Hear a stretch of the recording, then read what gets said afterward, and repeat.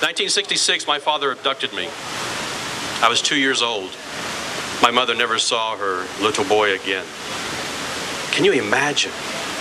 Your child gone in an instant like that, and you're totally helpless, unable to reach out to your only child. My father whisked me away in crafty deceit. He drove me over 1,000 miles from my home, and for the next 6 years, continued to relocate at least every year in order to stay ahead of my mother. I lived in 5 houses before I started first grade. My father was a classic case study of parental abduction. Dr. Nancy Faulkner writes in her report, Parental Kidnapping, the New Form of Child Abuse, the children become emotional dish rags as the perpetrator tells the child that the parent victim doesn't want them anymore, doesn't love them anymore. The parent victim has died, or the parent victim is getting married, doesn't want them around. My father's training of hate and fear was deep and consistent. My cousin Jackie tells of a story of when I was 4 years old. We were at my grandparents' home, my father's parents, playing outside with our uncle, my father's brother. He was a late comer to the McGlothin family, and he delighted in his execution of practical jokes. This one beautiful, sunny, wintry day, we were all three out in the front yard playing, and my uncle shouts to me, "Bryan, your mother's coming. She's right here. She's coming this way now." Can you imagine? I didn't see my mother in almost 2 years.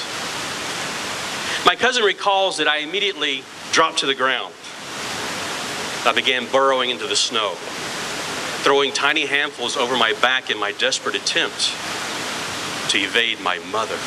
I chose the freezing snow against my face rather than the warm glance of my mother's loving eyes.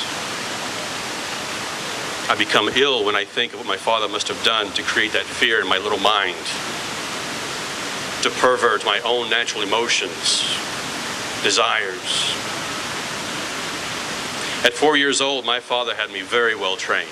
Dr. Ludwig Lowenstein writes in his report, Parental Alienation Syndrome, the alienating parent will produce the view that the parent victim suffers from a number of moral or personal problems. Slanderous or exaggerated statements are made constantly to the child. Alienating parents will overstate or even create vices such as he's an alcoholic, drug taker, womanizer, irresponsible, dangerous driver, etc. All such statements and many more are made to the child continually. At 8 years old, my father sat me down and he asked if I knew that Jo, my stepmother, was not my real mother. I replied yes, as I had 2 older stepsisters, and I'm sure the topic did come up as we played. But when I asked my father for a photo of my mother, he said he'd thrown everything belonging to her to the trash for fear that it may be possessed. For as he said, he believed and taught me my mother was demonized. My father was a master of parental alienation. It was 7 years before I spoke of her again. I was 15 years old. I told my father, I want to call my mother. I just want to talk to her. His reply was swift and pointed. Don't you think if she wanted anything to do with you, she would have already found you? He had a very good point. I was well into my teens, almost old enough to drive. I was old enough to decide with whom I would live. And yet my mother, she was nowhere around. Perhaps it was for the best. After all, she was demonized. At 18 years old, I was planning for my wedding. Yes, I was way too young. But I told my father I wanted to invite my mother to the grand event. Surprisingly, he said he would make a few phone calls and try and contact her for me. He left.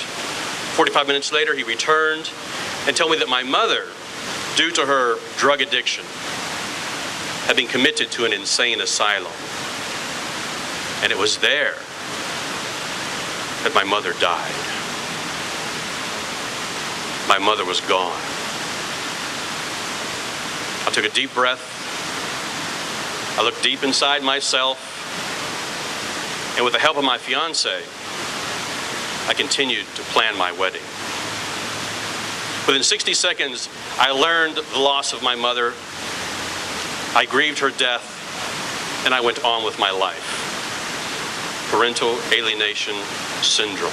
Dr. Faulkner continues in her report, the older children are pressured more heavily to form a negative image of the parent victim, most likely to ensure the child does not attempt to contact the parent victim. The mother-child bonds are very strong, and I never gave up. Even faced with my mother's debauched demise, I never gave up.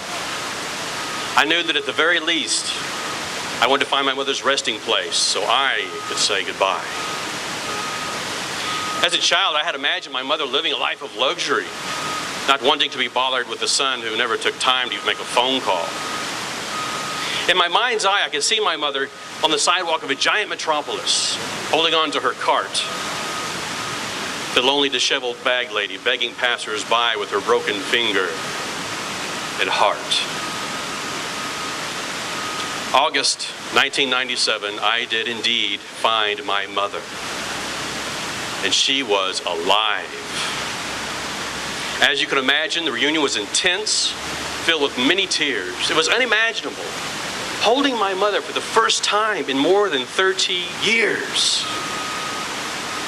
I learned my mother did indeed search for me for years. She wrote letters to my father through his parents, begging to see me. He sent her photos.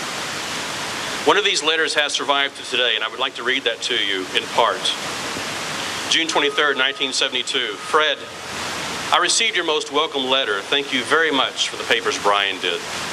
They are really good. He prints really nice. Also, thank you very, very much for the pictures.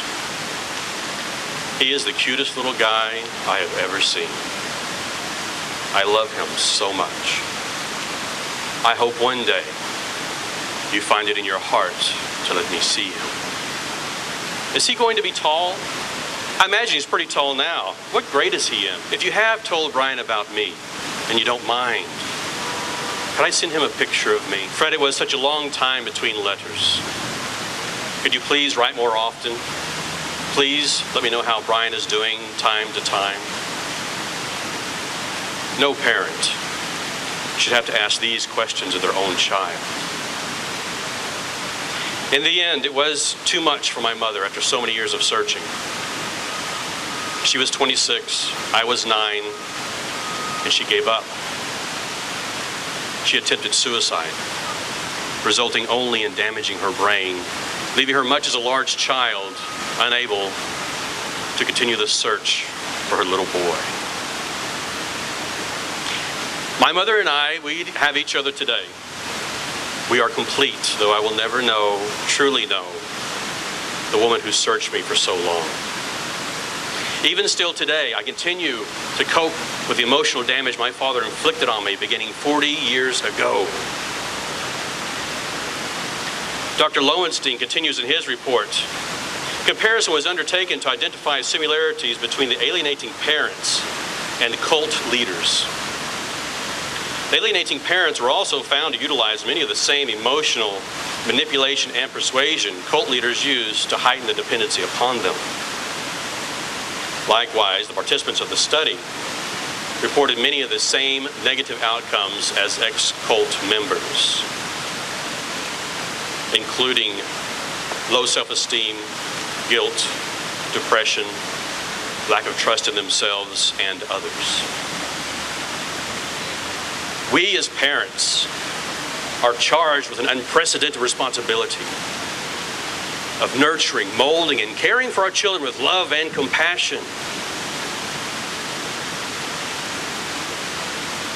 These young ones are our future.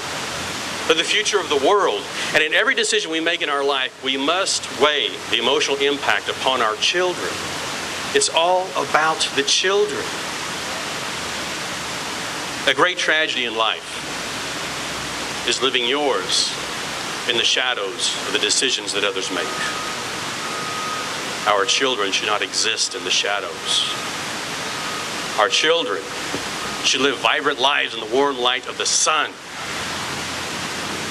Parental abduction is child abuse.